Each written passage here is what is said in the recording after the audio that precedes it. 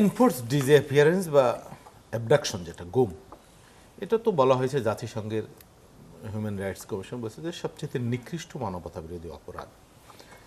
এই অপরাধ বা এই ডিসঅ্যাপিয়ারেন্সের শিকার এই বিগত রিজিমে আমাদের রাজনৈতিক কারণে রাজনৈতিক অসংখ্য নেতাকর্মী হয়েছে, বা ব্যক্তিগত স্বার্থ, সরকার দলীয় প্রভাবশালীদের স্বার্থেও অনেকে হয়েছে। আর এক্সট্রা জুডিশিয়াল কিলিং তো হয়েছে।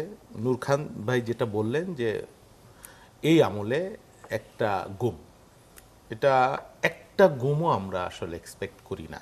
যেহেতু একটা গণতান্ত্রিক সরকার, নিশ্চয়ই এটা একটা গুরুতর ব্যাপার, এটা ফ্যাক্ট ফাইন্ডিং খুব প্রয়োজন আছে, বা এটা আমি এই মুহূর্তে দাবি জানিয়ে রাখছি। আমি বিশ্বাস করি যে আমাদের সরকার এটা, কারণ গুমটা যেটা হয়েছে সবচেয়ে আলোচিত যেটা হলো আমাদের এই বিগত রিজিমে, যে পলিটিক্যাল কারণে গুম, মানুষকে দমিয়ে রাখবার জন্য, বা সরকারের প্রভাবশালী কোনো ব্যক্তির সাথে স্বার্থ বা ব্যক্তিগত দ্বন্দ্বে, এই রেশিওটা কম, কিন্তু ম্যাক্সিমাম ক্ষেত্রে রাজনৈতিক কারণে গুমগুলা হয়েছিল, অসংখ্য গুম হয়েছিল, যেটা এর আগের কোনো রিজিমেই আমরা এগুলা দেখিনি, ইভেন সামরিক স্বৈরাচার আমল তো নাই।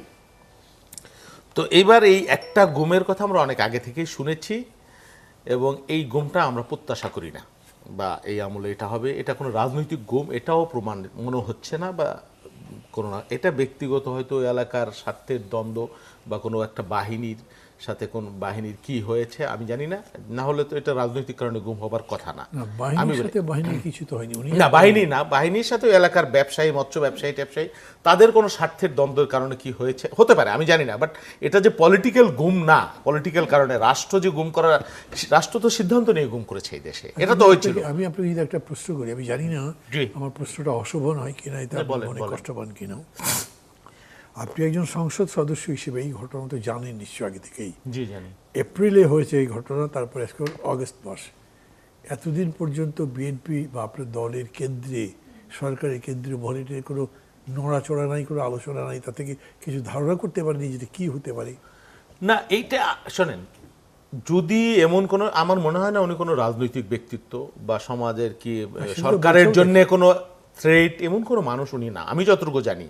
গুম হয়েছে এটা তো আমি অস্বীকার করছি না, বা হয়েছে এটা তো মানে কি বলবো, এটা আমি ইয়েও করছি না, সমান্তরালও করছি না, সরলীকরণ করছি না।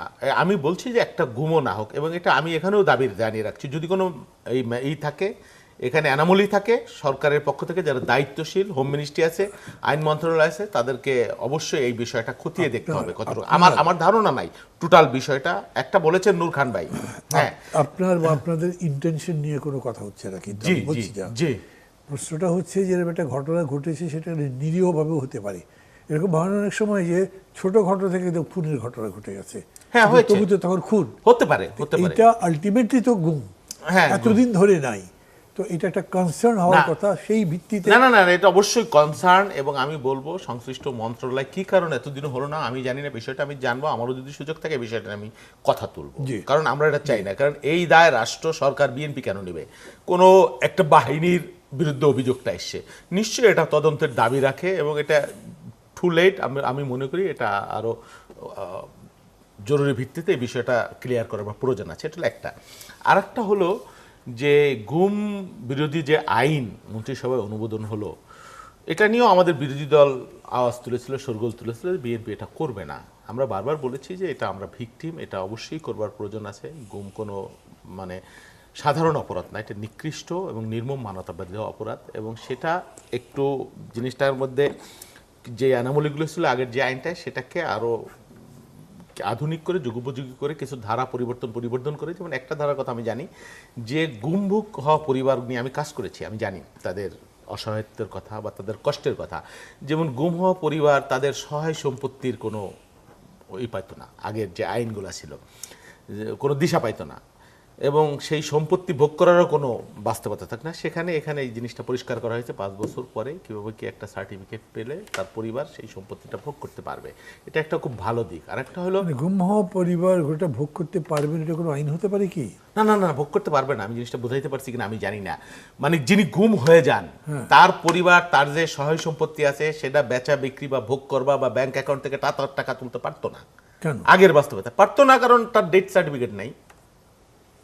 সে মৃত কি জীবিত এটা তো কোনো ফয়সালা নাই। গুম হওয়া, হ্যাঁ পারতো না, এটার মারাত্মক মানে ভোগান্তির শিকার হয়েছে পরিবারগুলো, আমি জানি, সেই জন্য বলছি এই আইনে 5 বছর পরে বা একটা নির্দিষ্ট সময়ের পরে তার পরিবার তার অ্যাকাউন্ট বা তার প্রপার্টি ইউজ করতে পারবে সেরকম একটা অপশন রাখা হয়েছে। এখন ধরেন তদন্তের যে বিষয়টা, তদন্ত পুলিশ এখন তদন্তকারী একটা বড় সংস্থা, এই সমস্ত অপরাধ আসলে তো গুম খুবই কম হওয়ার কথা, খুবই কম হবার কথা। কেন হবে? রাষ্ট্র বা সরকার যদি না চায়, একটাও গুম হওয়ার কথা না। যদি হয়ে থাকে সেটা যদি ফ্যাক্ট ফাইন্ডিং হয় বা সামনে আসে, তাহলে তো বাহিনীগুলো সচেতন। ধরেন আগেকার আমলে এই বিগত রিজিমে যেভাবে গুম হইতো এর কোনো জবাবদিহিতা ছিল না, বরং যারা গুম করতো তারা পুরস্কৃত হতো। আমি মনে করি এই সময়ের মধ্যে সেই বাস্তবতা যদি না থাকে, তাহলে গুমের পরিসংখ্যানটা একেবারেই কমে যাবে।